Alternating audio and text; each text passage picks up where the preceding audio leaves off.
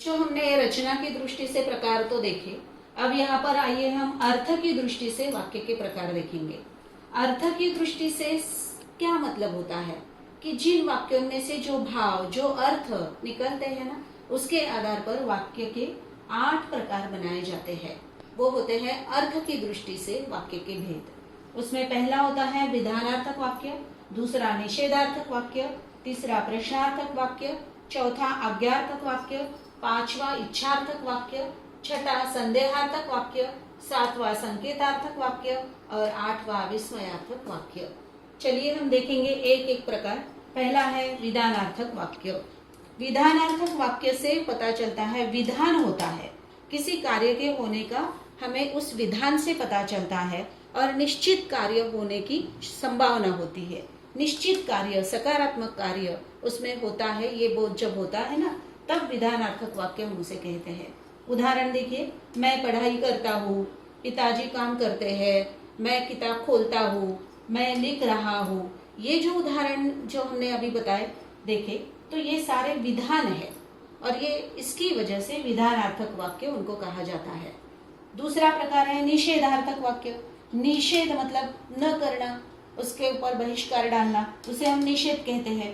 तो निषेधार्थक वाक्य में न या नहीं इन शब्दों का उपयोग किया जाता है।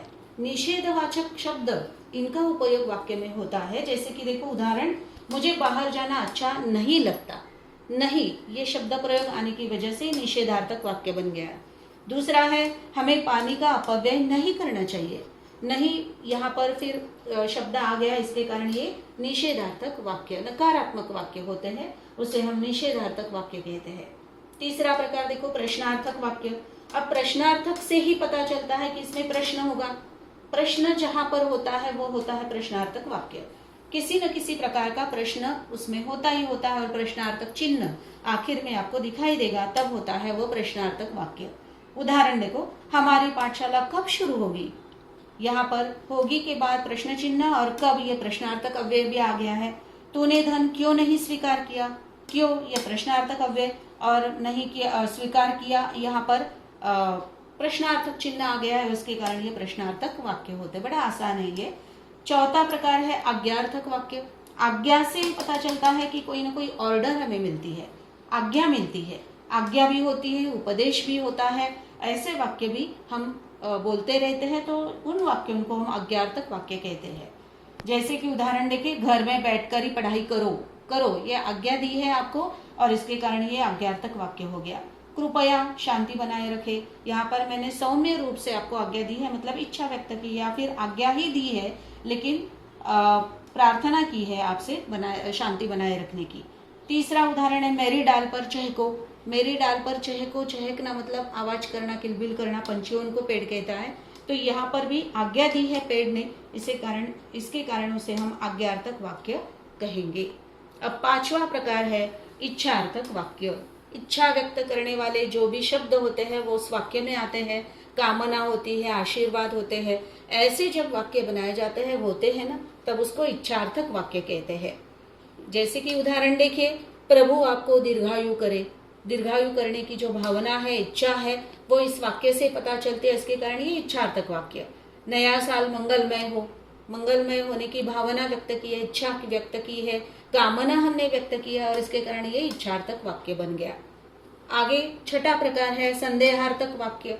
संदेह मतलब शक, संभावना जब हमारे मन में आती है और उसका उल्लेख जब हम वाक्यों में करते हैं ना, तब वो वाक्य संदेहार्थक वाक्य कहलाते हैं। उदाहरण, कहीं पेड़ सूख तो नहीं जाएगा, ये मन में आने वाली शंका, और ये शंका हमने इस वाक्य से व्यक्त की है, इसीलिए ये संदेहार्थक वाक्य बन गया। शायद अगले हफ्ते रिजल्ट मिलेगा, ये शायद की वजह से हमने संभावना व्यक्त की है और इसके कारण ये भी संदेहार्थक वाक्य होते हैं।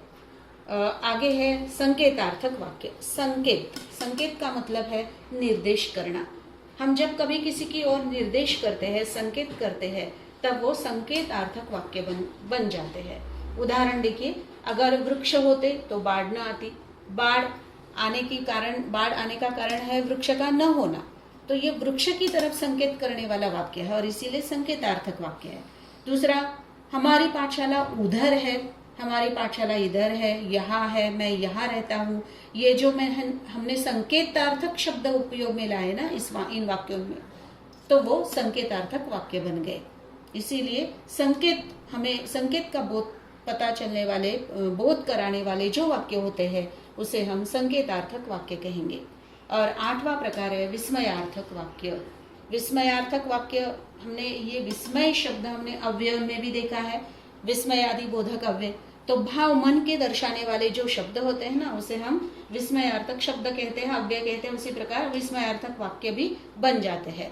मन के भाव व्यक्त करने वाले शब्द और विस्मयादि बोधक अव्यय का चिन्ह जो होता है ना वो उस वाक्य में आता है।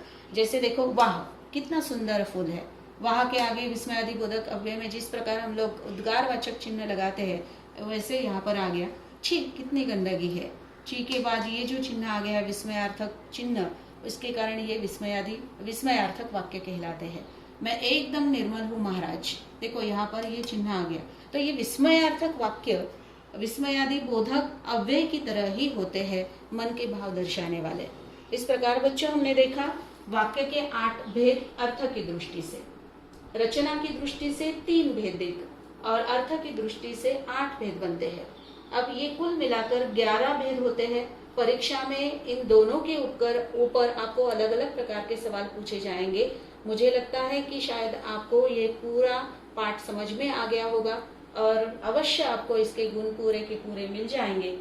ये तो मेरी कामना है। मैं आपको आशीर्वाद देती हूँ। और इसके अलावा जाते जाते इसके ऊपर थोड़ा बहुत तो स्वाध्याय करना ही चाहिए, तभी हमें अच्छी प्रैक्टिस होगी इन वाक्यों की। धन्यवाद।